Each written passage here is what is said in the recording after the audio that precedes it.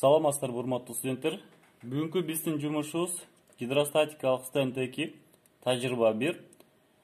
Гидростатикалык басым аппарату, англисче Hydrostatic Pressure Apparatus, биз болсо кыскартылган квадрант деп атайбыз. Жумуштун башында алгач аппараттын түзүлүшү тууралуу айтып кетебиз. Модуль F1-12, жогоруда айтып өткөндөй эле квадрант деп кыскартып алганбыз. Эмнеден турат? Түзүлүшүн карап турсак, биринчи оранжевый болуп көрүнүп турган бул өзү квадрант болуп эсептелет. Квадранттын жумушчу бети төмөнкү жумушчу бети квадранттын. Сиздердин колдонмо усулдарда квадранттын D деп көрсөтүлгөн чоңдугу бул жак, ал 100 мм деп берилген.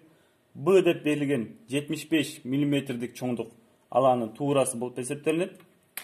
Квадрантты алган соң биз кайра стержень аркылуу бекитебиз.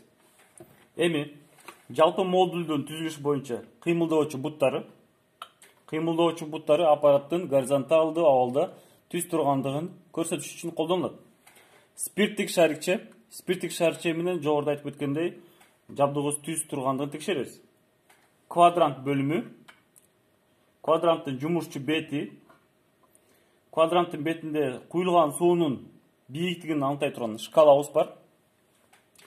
Контрбаланс, бул болсо стерженди квадрантка бекитүүчү бурамабыз, мынакей бул жерде турат, көрүп турасыздар.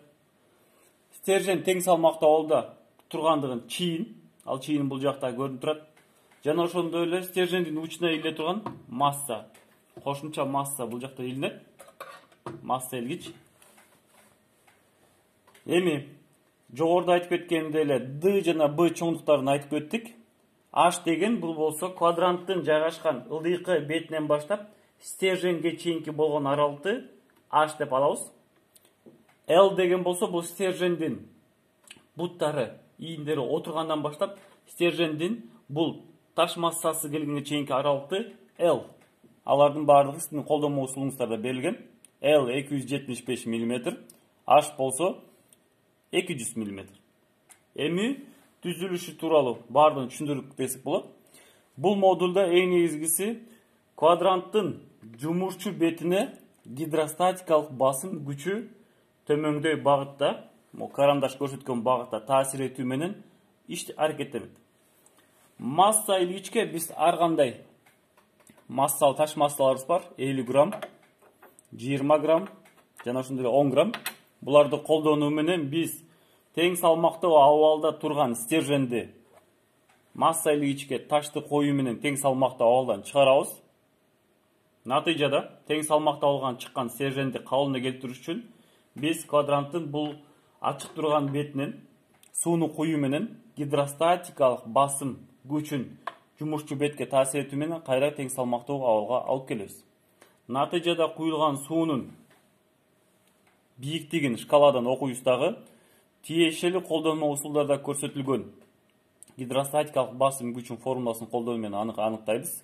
F'ти жана ошондой эле ал күч таасир эткен чекитти аныктайбыз. Себеби күч квадранттын белгилүү бир борборлоштурган чекитине гана таасир этет. Ошол борборлоштурган чекитти кичинекей H теориялык жана практикалык маанилерин эсептөө жолу менен табабыз. Азыркы учурда биз иштин аткарылышын сиздерге бир чалдырып көрсөтмөкчүмүн.